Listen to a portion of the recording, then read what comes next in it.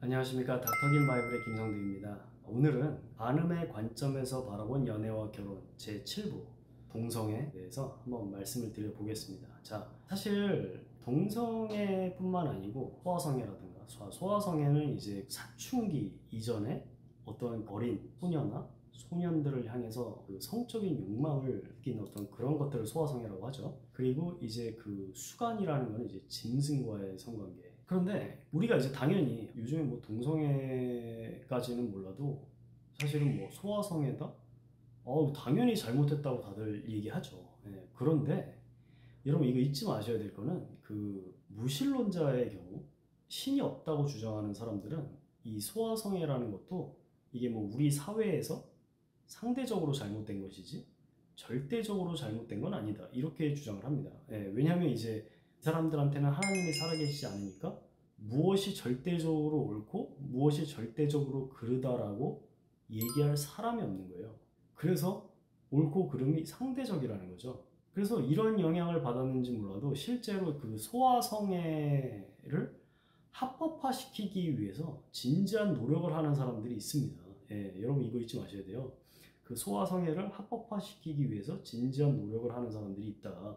자, 사실 뭐 그 동성애 같은 경우에는 많은 사람들이 그렇게 주장을 하죠. 나는 그렇게 태어났다. 나는 그렇게 태어났고 나는 이렇게 태어났기 때문에 내가 어떤 이 동성애 성행위 어떤 이런 것을 갈망하는 것은 전혀 문제가 되지 않는다.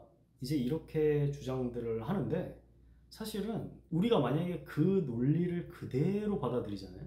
내가 동성에게 이제 성적 욕망을 느끼는 그대로 태어났기 때문에 나는 동성과 성행위를 해도 전혀 잘못이 아니고 괜찮다라고 이제 주장을 하는 것을 우리가 받아들인다고 한다면 이제 이 논리를 그대로 적용하잖아요. 그러면 이제 소아성애자들도 그 논리대로 괜찮아야 됩니다. 예, 그러니까 그 소아성애자들도 그렇게 주장을 해요. 나는 이렇게 태어났다. 예, 내가 뭐 인간 쓰레기라서 그런 게 아니고 내가 변태라서 그런 게 아니고 나는 어린 아이들을 보고 성적인 욕망을 느끼도록 나는 태어났을 뿐이다. 그러므로 나의 성적인 욕망은 정당하다. 이렇게 주장하는 게 가능해진다고요. 예. 그리고 이거를 또 다른 영역에까지 일관되게 적용을 하면은 이제 뭐 알코올 중독자다, 마약 중독자다. 이게 이제 자기의 어떤 잘못이라는 건 전혀 없는 거고 그렇게 태어난 거죠. 예. 살인자도 그렇게 태어난 거죠. 예. 그렇게 안 태어났으면 살인을 안 했겠죠. 그래서 우리가 그렇게 태어났으니까 그렇게 살아도 된다라는 주장을 받아들이면 이제 그야말로 지옥문이 열리는 거죠. 자기는 그렇게 태어났을 뿐이고 자기 잘못은 하나도 없는 거죠. 그런데 그 성경적으로 얘기를 하면은 그거는 이제 그 죄성이죠, 죄성. 그렇게 태어난 게 아니고 자기한테 이제 그러한 죄성이 있는 겁니다. 예. 근데 하나님께서는 창세기에 보면은요, 창세기 4장 7절에 보면은요, 하나님께서 그 아벨에게 분노하는, 즉 자기 동생에게 분노하는 가인에 대하여 이렇게 말씀하십니다. 가인과 아벨은 그 아담과 하와의 아들들이었죠. 하나님께서 가인에게 이렇게 말씀하십니다. 죄가 너를 원하나 너는 죄를 다스릴지니라. 즉 우리에게 죄 짓고 싶은 욕망이 있는데 하나님은 우리 보고 그것을 다스리라는 거예요.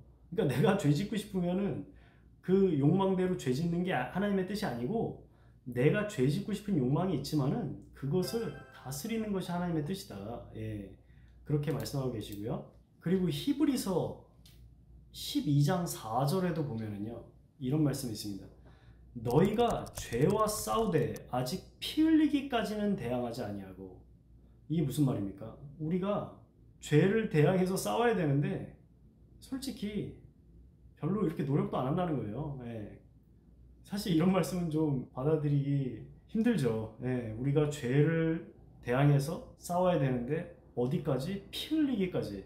그러니까 내가 뭐 죄 짓고 싶은 욕망이 있으니까 내가 무슨 뭐 동성애하고 싶은 욕망이 있으니까 해도 된다 이렇게 얘기하기 어렵습니다. 예. 솔직히 동성애 아니더라도 뭐 예를 들어서 우리가 뭐 남자가 여자를 좋아해요. 그냥 뭐 평범한 남자가 있다 칩시다. 살면서 몇 명한테 성적인 욕망을 느낄까요? 예. 자기 뭐 결혼했다 하더라도 자기 아내 말고 정말 평생 살면서 자기가 성적인 욕망을 느끼는 여성이 몇 명이 될까요? 이거 최소한 수십 명에서, 이거 안 세서 그렇지 아마 100명도 쉽게 넘어갈 겁니다. 그러면은 그런 욕망이 있으니까 뭐 100명하고 해야 된다는 건가요? 그걸 잘했다고 할 사람이 있을까요? 지금도 결혼하신 아버지, 어머니들이 다 가정을 지키기 위해서 자기의 욕망 다 억누르고 사는 거 아닙니까? 예. 우리가 그런 게 필요한 거예요. 왜? 사람이니까. 근데 내가 하고 싶은 대로 멋대로 다 해야 된다? 이게 도대체 어디서 나온 발상입니까? 예. 특별히 이제 뭐 동성애 구절들을 좀 살펴보면요. 레위기 8장 22절입니다. 너는 여자와 동침함 같이 남자와 동침하지 말라. 이는 가증한 일이니라. 이거는 뭐 누가 봐도 그 남성과 남성 간의 성문 성교를 얘기하고 있는 겁니다. 이거 하지 말라고. 예. 그리고 로마서 1장 27절 말씀. 그와 같이 남자들도 순리대로 여자 쓰기를 버리고 서로 향하여 음욕이 부릴 듯하매 남자가 남자와 더불어 부끄러운 일을 행하여 그들의 그릇됨에 상당한 보응을 그들 자신이 받았느니라. 고린도전서 6장 9절에 보면요. 불의한 자가 하나님의 나라를 유업으로 받지 못할 줄을 알지 못하느냐. 미혹을 받지 말라. 음해하는 자나, 즉 간음하는 자나, 우상 숭배하는 자나, 간음하는 자나, 탐색하는 자나, 남색하는 자나. 또 10절에요. 도적이나 탐욕을 부리는 자나, 술 취하는 자나, 모욕하는 자나, 속여 빼앗는 자들은 하나님의 나라를 유업으로 받지 못하리라. 자, 11절 말씀입니다. 너희 중에 이와 같은 자들이 있더니 주 예수 그리스도의 이름과 우리 하나님의 성령 안에서 씻음과 거룩함과 의롭다 하심을 받았느니라. 즉 성경에서는 그 어떤 그 간음, 그리고 어떤 이런 남색, 남자가 남자끼리 동성애하고 이러는 거를 죄로 분명히 규정을 하고 있습니다. 하지만 예수님의 믿음으로 용서받고 의롭다함을 받을 수 있다, 이 얘기를 하고 있는 거죠. 근데 요즘에 많은 사람들이 동성애 자체가, 뭐 심지어는 뭐 간음, 결혼하지 않은 사람과의 성관계 자체가 죄가 아니라고 이렇게 주장을 합니다. 이거는 성경 말씀을 왜곡하는 거죠. 예. 그러니까 이제 저와 여러분이 뭐 이단 사이비 교주가 되려는 게 아니잖아요. 예. 우리가 뭐 마귀처럼 하나님의 말씀을 왜곡하려는 게 아니잖아요. 그러니까 하나님의 뜻은 하나님의 뜻으로 받아들이고 내가 그것을 받아들이지 못하겠다고 한다면, 그러면 이제 하나님을 떠나든가 뭐 신앙을 때려치든가 그렇게 하는 게 맞는 거죠. 예. 왜냐면 내가 하나님을 믿는다고 주장하면서 하나님의 말씀을 무시하고 하나님의 말씀을 왜곡하는 거는, 그거는 사실 어쩌면 안 믿는 것보다 더 잘못하는 걸 수 있죠. 예. 그래서 이런 것들에 대해서 우리가 하나님의 뜻은 하나님의 뜻으로 그냥 솔직하게 인정해야 됩니다. 예. 뭐 우리가 뭐 이거를 뭐 왜곡한다고 해서 뭐 이렇게 바뀌는 게 아니잖아요. 예. 그리고 솔직히 이거 너무 하나님께서 분명하게 얘기를 해놓으셨기 때문에, 제가 어느 동성연애자 이제 글을 읽어봤습니다. 그분이 이제 이런 얘기를 하시더라고요. 자기는 하나님 믿고 싶은데 동성애를 포기할 수는 없대요. 예. 그래서 자기는 하나님을 안 믿겠다고 합니다. 예. 왜냐면 동성애를 포기할 수가 없기 때문에. 그랬더니 이제 자기 주위에 있는 사람들이 그러더래요. 어차피 동성애 옹호하는 교회들도 많이 있으니까 거기 가서 교회 다니라고. 그랬더니 그 사람이, 내가 비록 동성애자이긴 하지만 하나님은 분명히 동성애를 죄라고 얘기하셨다. 나는 그렇게 할 수 없다. 예, 그렇게 얘기한 겁니다. 그러니까 이제 사실 이거 이렇게 생각하는 사람이 일반적이죠, 사실. 그래서 많은 사람들이 뭐 하나님 아직 안 믿고 있는 거 아니겠습니까? 예. 그리고 또 어떤 동성애자는요, 그런 얘기를 써놨더라고요. 자기가 남자를 보면 성적인 욕망을 느낀대요. 예. 이 남자가 이제 쓴 글이에요. 근데 자기도 왜 그러는지 모르겠는데 남자를 보면 성적인 욕망을 느낀대요, 자기가. 하지만 자기는 단 한 번도 남자와 성관계를 맺어본 적이 없다고 합니다. 왜냐하면 하나님께서 그것을 잘못했다고 얘기하셨기 때문에. 예. 이런 모습이 양심 있는 신앙인의 모습이죠. 우리가 뭐 하나님께서 이렇게 죄라고 얘기해 놓으신 거를 죄가 아니라고 우리가 우겨버린다? 아니 그러면은 예수님은 십자가에 왜 돌아가셨어요? 그냥 죄 아니라고 그냥 해버리면 되지. 우리가 하나님을 뭐 믿고 안 믿고 자유입니다. 예수님 믿고 안 믿고 자유예요. 하지만 하나님의 하신 얘기를, 하나님 하신 말씀을 왜곡하면 안 된다. 그리고 요즘에 뭐 어떤 신학자라는 사람들, 뭐 성직자라는 사람들 나와가지고 무슨 뭐 하나님이 동성애 죄라고 얘기하신 적 없다, 간음해도 괜찮다, 뭐 사랑이다, 뭐 자꾸 뭐 이런 소리 하는 사람들이 있는데, 그 구약 시대 때 이 거짓 선지자 같은 짓 하는 겁니다. 구약 시대 때 거짓 선지자들이 이렇게 막 거짓말하면서 이스라엘 백성들로 하여금 하나님 똑바로 못 섬기게 했거든요. 예. 그렇게 하면 안 되고요. 저와 여러분은 하나님의 말씀을 따라야 합니다. 뭐 이상한 사람, 진짜 하나님의 말씀 왜곡하는 사람들 너무 많아서 진짜 뭐 사람 믿는 것 자체가 요즘에 어리석은 일이죠.